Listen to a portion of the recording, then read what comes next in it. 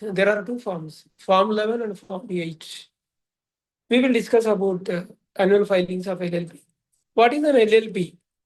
Definition under LLP Act 2008, Section 2N talks about LLP, limited liability partnership, means a partnership formed and registered under LLP Act. This is what the definition given under LLP Act 2008. What are the advantages?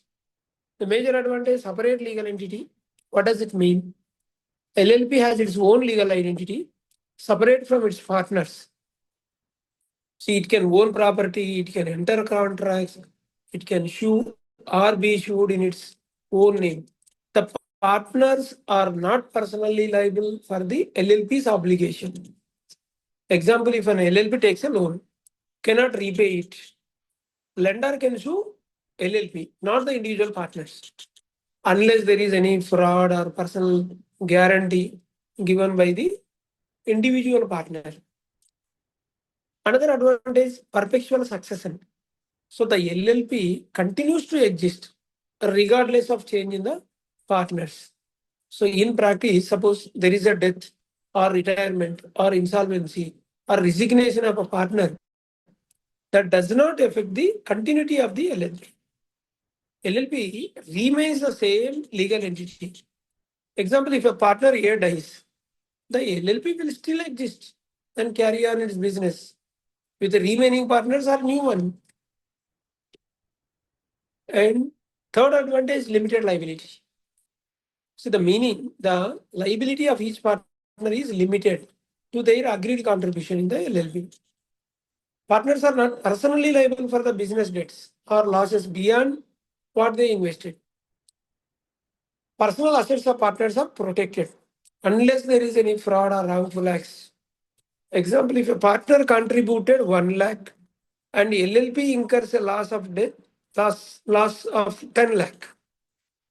So the partner will not be required to pay beyond 1 lakh because the partner contributed only 1 lakh. So his liability to extent of only 1 lakh. And even LLP occurs loss of 10 lakh. So the partner will not be required to pay beyond 1 lakh. So what are the governing bodies? The regulatory bodies, Ministry of Corporate Affairs, MCA, Income Tax Department, and annual filings under MCA, Form 11, that is annual return. Another one is Form 8, Statement of Accounts and Solvency. So I'll explain about Form 11, the legal provision, Rule 25(1) of LLP Rule 2019 talks about annual return. The due date, 30th May every year.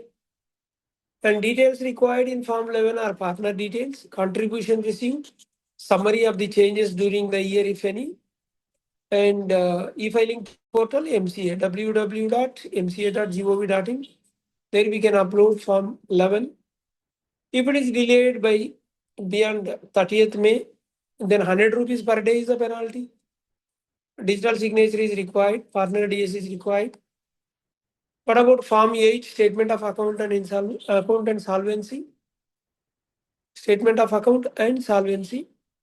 Section 34, Subsection 2 of LLP Act 2008 talks about the Statement of Account and Solvency.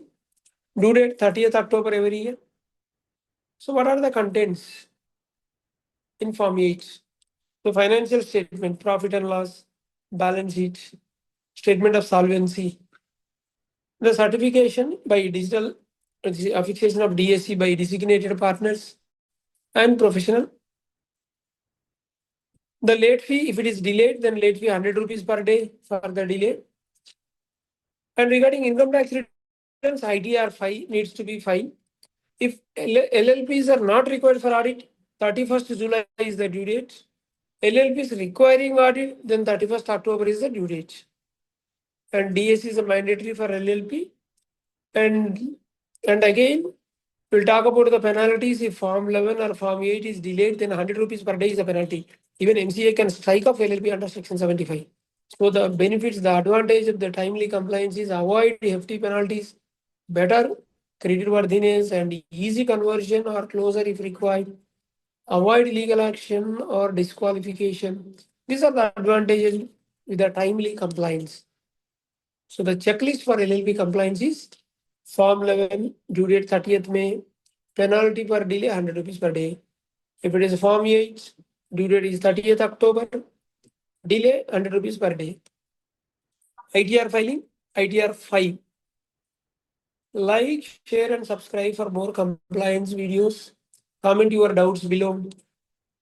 Then definitely I'll respond to each query. Please please share, and please subscribe. We have 2 channels, RR Corporates and RR Legal Talks. Thank you.